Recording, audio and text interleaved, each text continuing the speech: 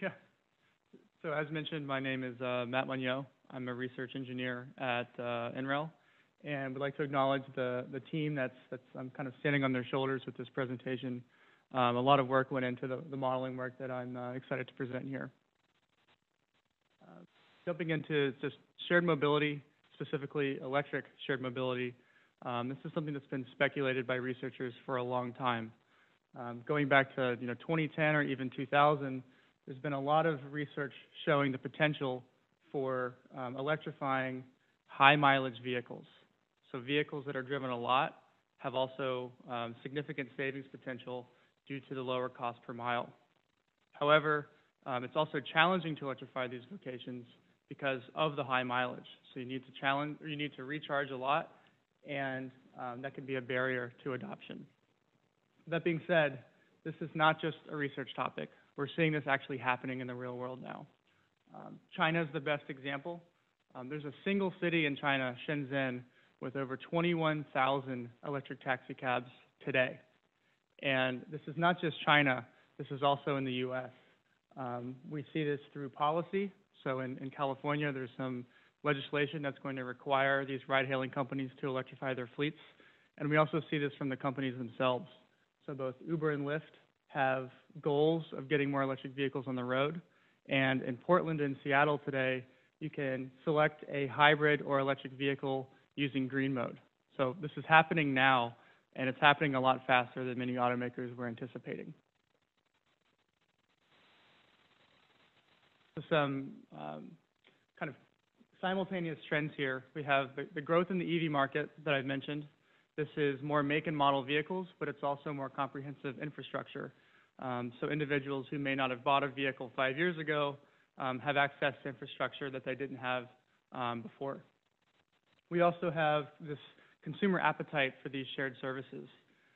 It's pretty easy to nitpick and argue that these companies aren't profitable, but you can't argue that these services aren't desired. People very clearly are using these services, and it's changing their mode decision making.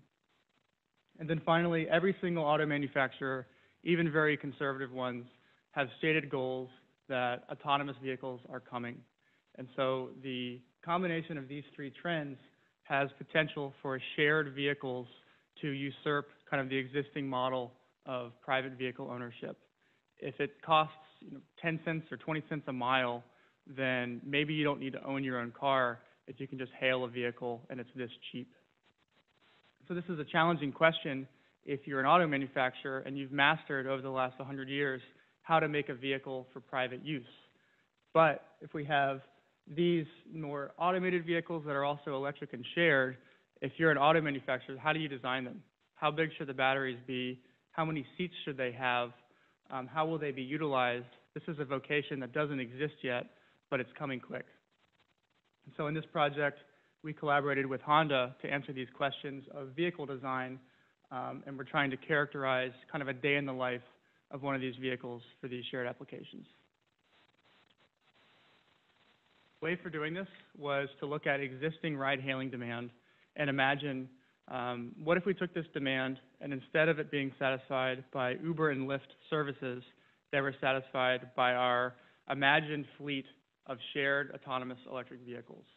Our model required some specific information about trip pickups, so we needed the latitude and the longitude, as well as the trip pickup time and the trip destinations and end times.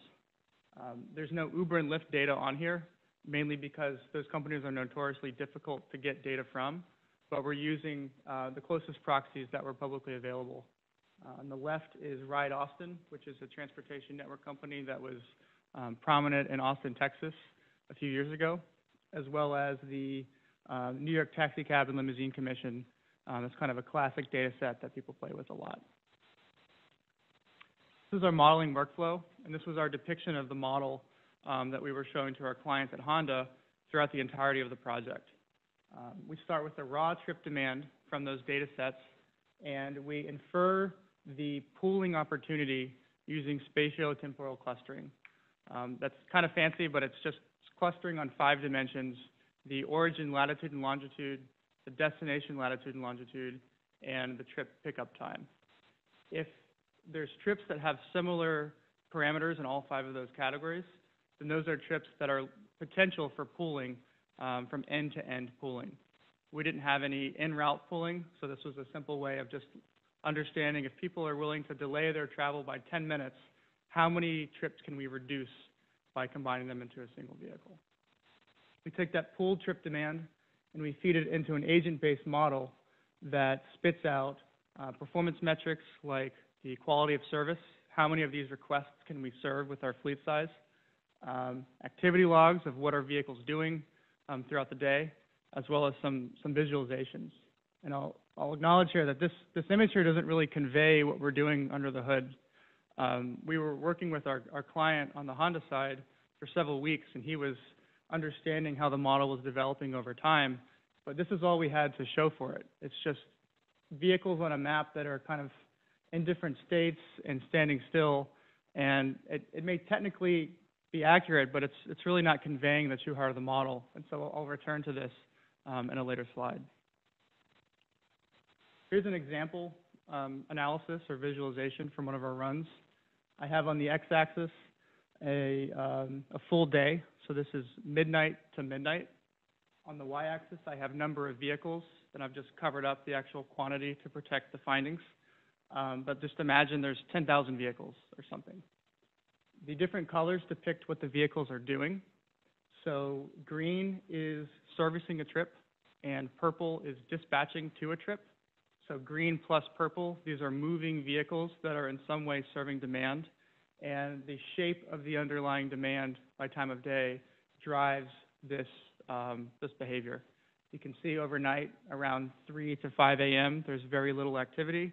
And then towards 10 p.m. to midnight, this is kind of the classic bar times where you may be using a taxi more often. We also have in orange idle vehicles, and in yellow, these are vehicles that are actively charging. And for this scenario, the vehicles had access to level 2 charging, which is the lower power level that takes quite a while for the battery to replenish.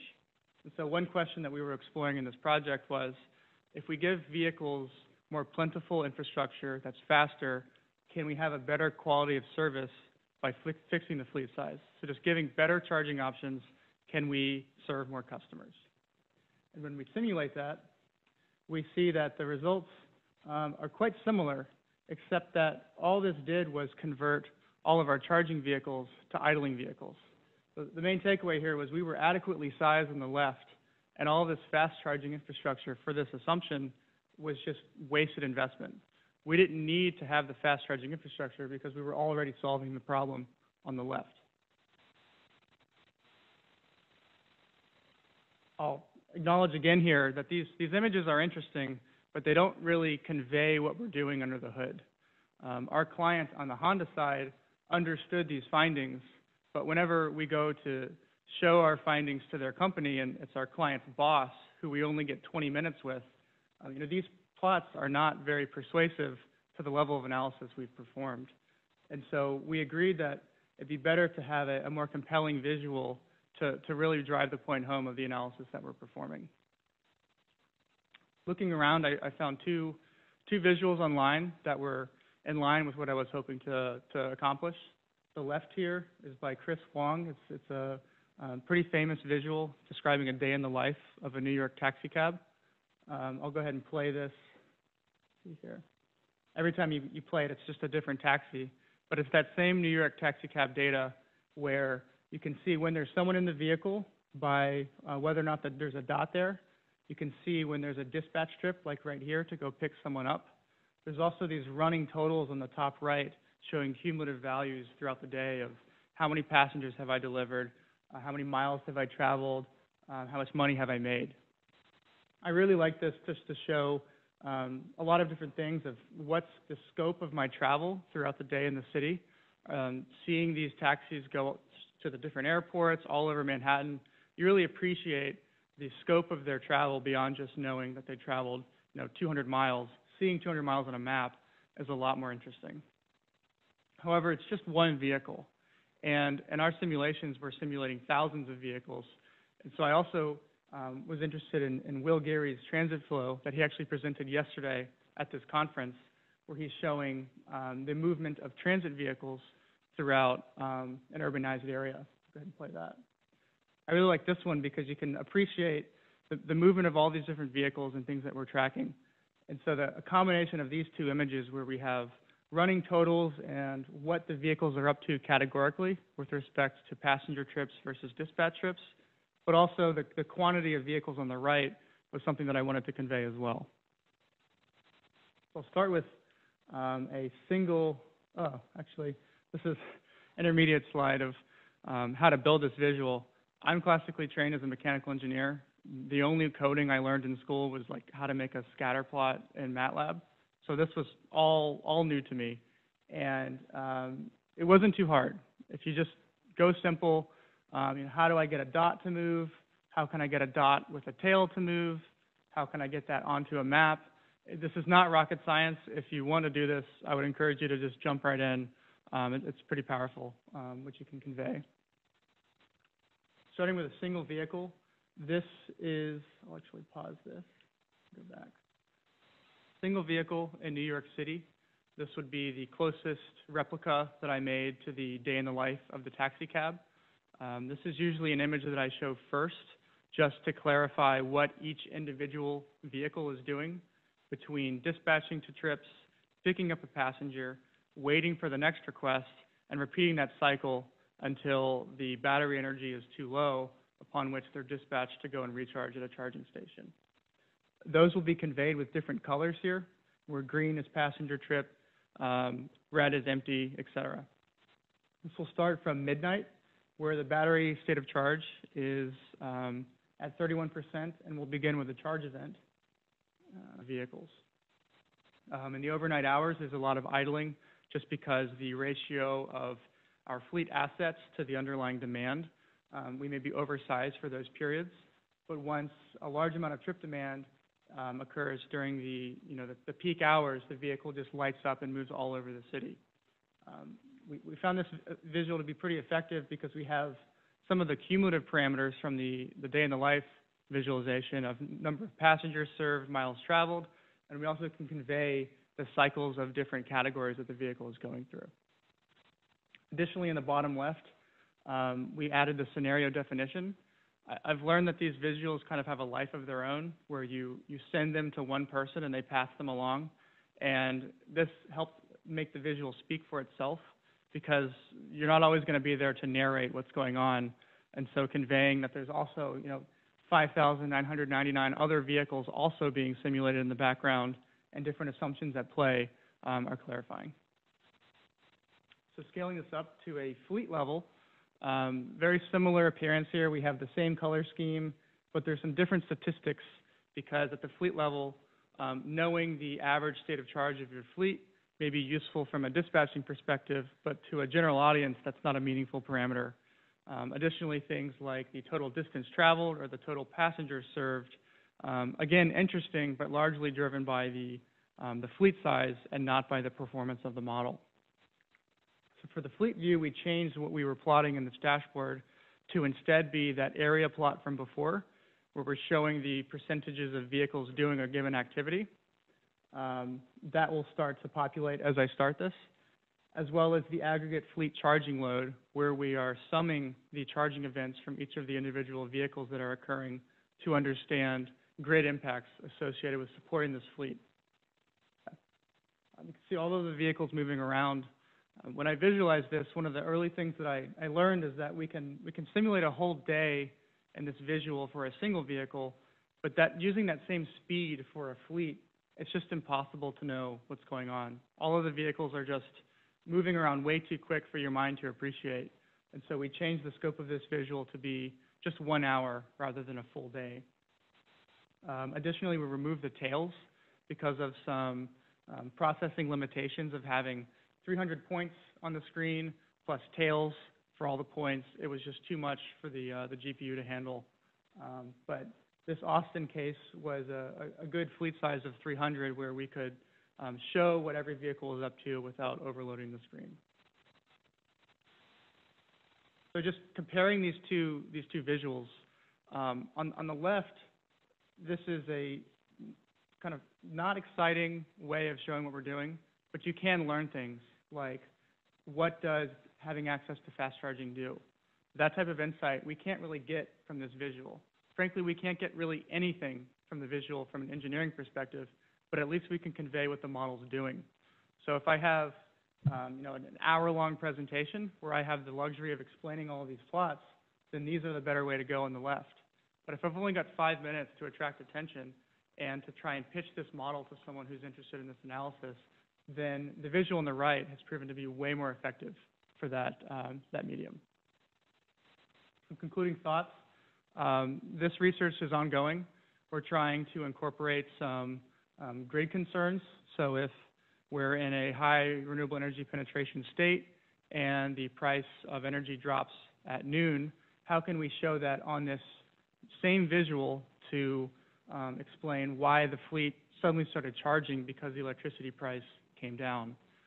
Maybe that's showing the grid mix on one of the dashboards, or maybe that's more creatively showing what's going on the grid kind of generation side, but there's a lot more to visualize that we anticipate. Additionally, visualization purpose matters. So in the prior slide, I was talking about this, but in the academic community, we often have the academic abstract and then the general audience abstract. And that same designation is appropriate for visuals too, where depending on what we're trying to convey, we may change our message, and that's one of the main findings that I've had from this. But with that, I'll take any questions and acknowledge our funding sponsor here, Honda R&D. They were excellent, and their questions guided a lot of this analysis. But thank you all for your time.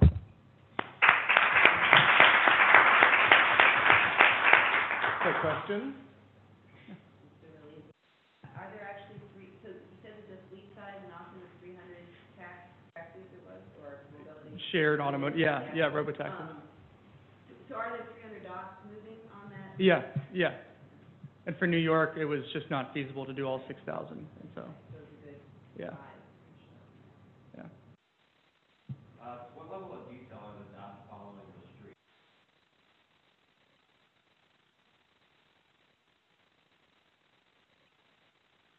Yeah, so there's a bit of sleight of hand on these visuals. We only know the pickup locations and the drop-off locations. Let me see if I can.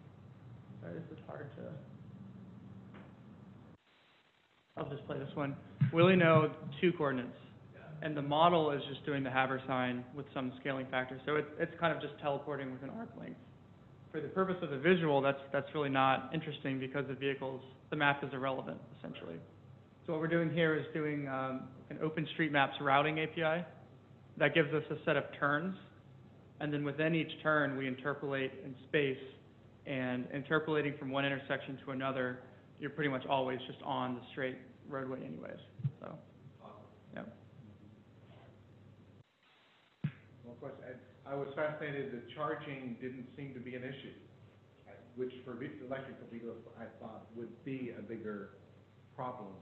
Yeah, there's an interesting trade-off between the vehicle battery size and the number of vehicles in your fleet. You can have long-range vehicles that are expensive but pay for fewer, or you can have a kind of an enormous fleet where a lot of them are charging at a given point in time. But those trade-offs are what someone like Honda would be curious to understand. Fascinating to see. Wrestling with problems we haven't dealt with yet, but we will be dealing with soon. And so Honda was the partner in this because I assume they clearly want to know more answers about this, and your facility is designed to answer those kind of questions? Yeah. Another kind of just more basic insight is how many seats should the vehicles have? That's something that I didn't really touch on here, but we saw in New York City with our pooling assumptions, 70% of the trips can be pooled, but in Austin, it's very rare, even if we assume very generous pooling behavior. So maybe you have vans in New York and just sedans in Austin, but something as simple as that can be informed by this, yeah. Any other question? Sure. So is there a protocol to when the vehicle recharges? Or is it planning ahead for strategic recharge?